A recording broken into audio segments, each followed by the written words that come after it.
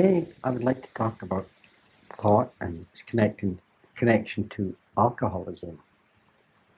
People have often asked me what I mean by that. So today, that's what I'd like to talk about.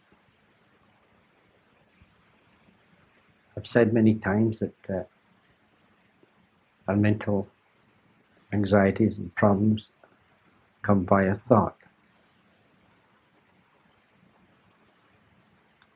I'm with a person that has got into the habit of taking too much alcohol, and there's a reason for that. And that reason, too, is connected to that person's thoughts.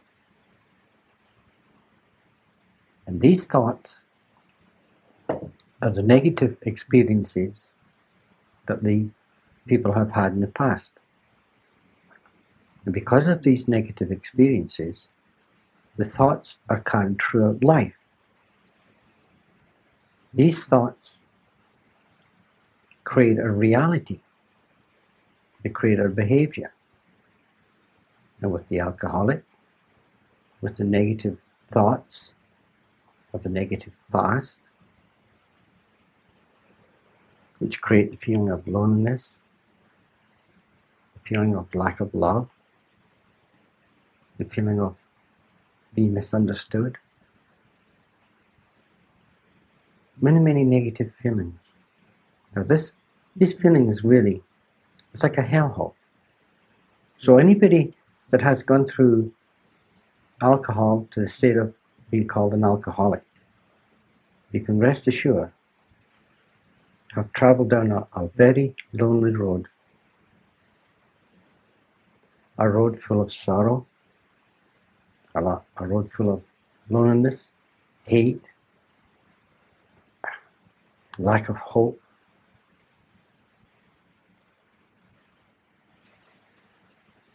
It's not a nice life.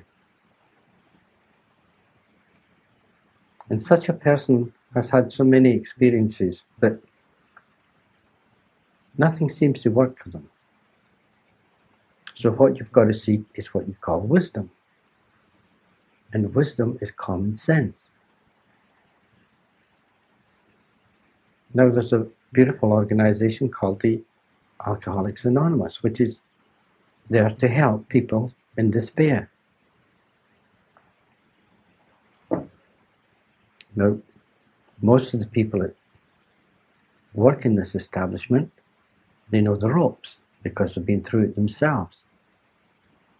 And they discovered something better than the alcohol.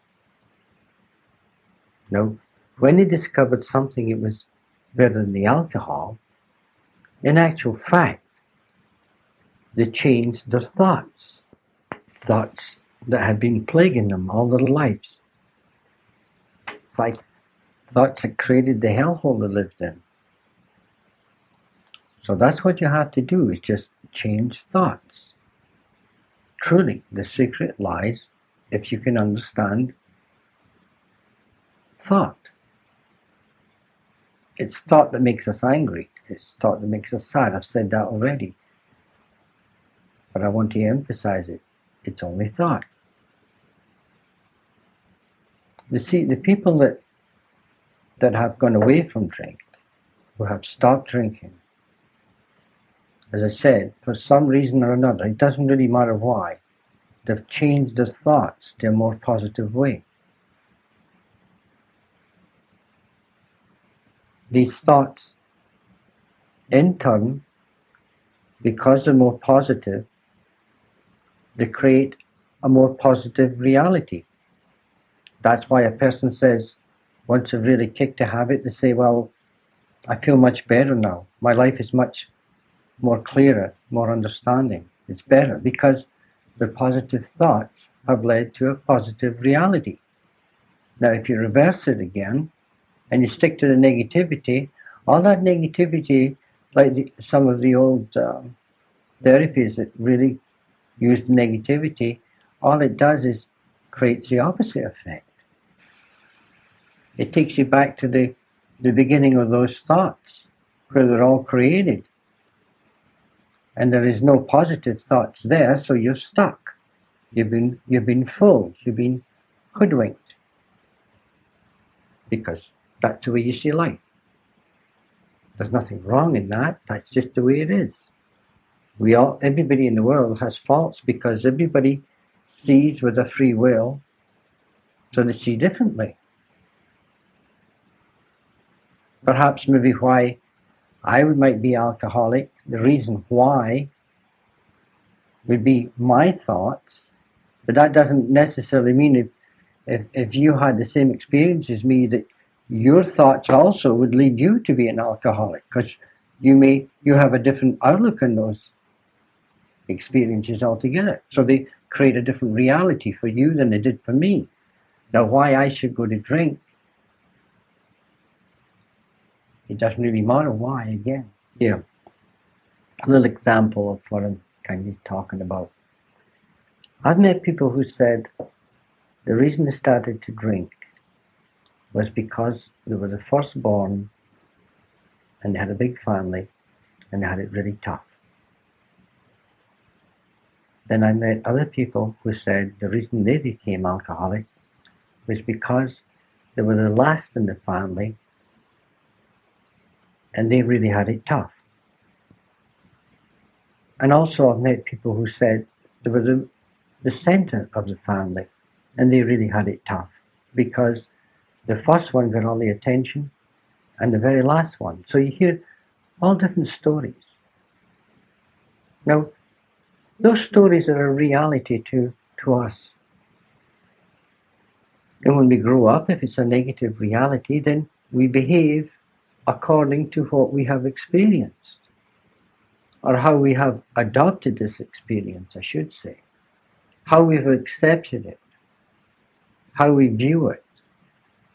Because some people may view being the first in the family a beautiful experience, and other ones not.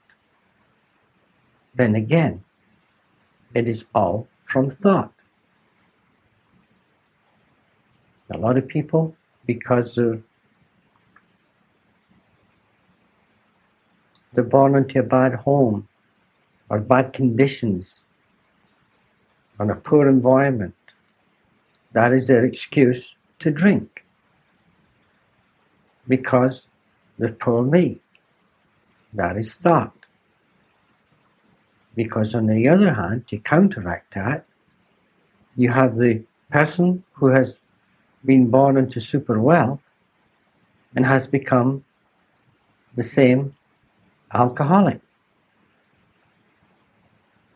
So there's no justification for it in reality, because it's only thought.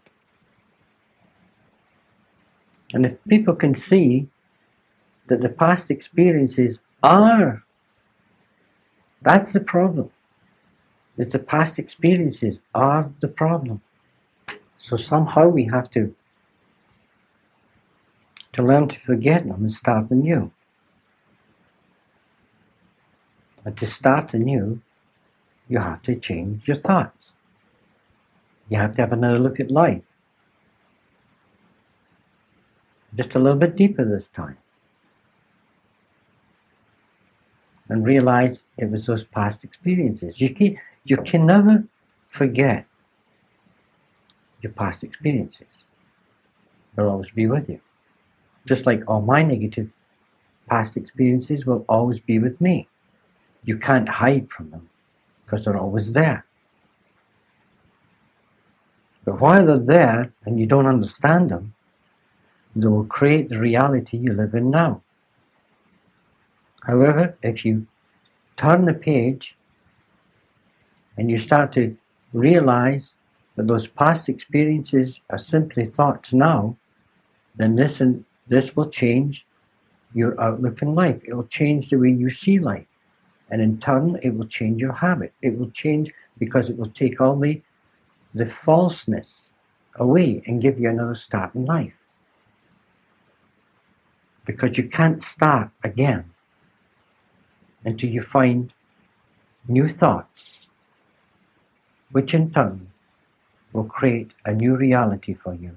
One which is more positive, more loving, more understanding, one where the alcohol is shown for really what it is worth, and that is nothing. You know, I'm not saying that many people haven't gone through pure hell, and if you look back in the past, that they have a right to. Please don't understand me there. But what I'm trying to convey is that was then. Now we carry our past history, our past thoughts through time. And that really all it is history. And this history controls us. And now we've got to let go of our personal history so that we can regain our power of thought.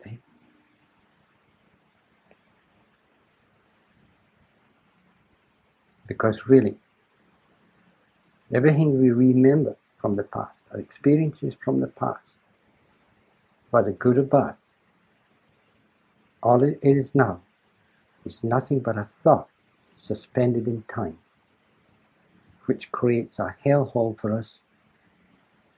Every morning we wake up over and over again because it's the same history controlling us. I'll give you an example. Imagine 20 years ago, if somebody had done a real bad wrong to me. And for 20 years, if I carried this grudge, if I carry a grudge, I carry negativity, I carry hate, I carry desire, I carry vengeance. This is feelings that are created from my own thoughts. Now, please listen carefully. From my thoughts. That's where they're created. Now, if my consciousness or my way of seeing life expands, and all of a sudden I see that all this negativity that I'm carrying is only hurting me more and more. And the more I hurt, the more I want to drink or take something else to try and take away the pain that I'm going through. And the pain I'm going through is my own thoughts, is via my own thoughts. But when I can see, like the mystics talk about, seeing beyond your normal, what you've seen up to now, if I could see, then I see that my thoughts are creating my negative reality. And if I drop them, automatically I forgive that person 20 years ago who did the harm to me. And when you forgive, you forget. And you're relieved of all the anxiety and all that heaviness that creates the poor you now. And while this poor you exists, you will never see clear. You must go beyond the personal and see that there's a bigger dimension to life. There's a deeper understanding. And you must go to a deeper understanding. You see, some children are being brought up in, say, the Bronx, the real rough section of the Bronx. And they've gone to alcohol or some other drug addiction. And it wasn't until they realized there was more to life, a bigger dimension of life. They had to see something deeper than what they were already seeing. And the second they saw that, then they were out of it. And again, it must be in a positive way. If you head in a negative way to try and find what you're looking for, then you're going to create more negativity, and you're keeping the falseness alive. That's what you're doing. See, if it's falseness that's making you sick in the first place, you must realize that. The second you realize the falseness of your thought system, that is the healing agent. And in its place comes wisdom. Because the only thing that stops wisdom from coming into your head is your own thoughts. Wisdom is a God-given thing. Everything you're looking for lies within. You already have it. If you can open your mind and realize this for a fact. And if this ever happens and you start heading into a positive reality where the alcohol is once again seen for what it is worth, and that is nothing.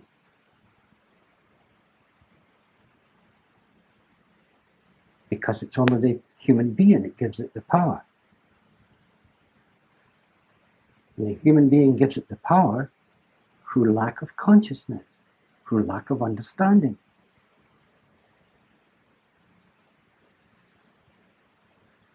You see, we treat the symptom, but we don't really find out why.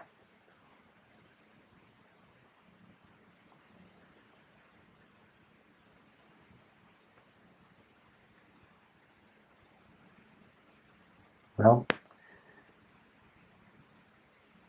I've really enjoyed talking about this, and I truly hope it helps somebody somewhere in life. Thank you.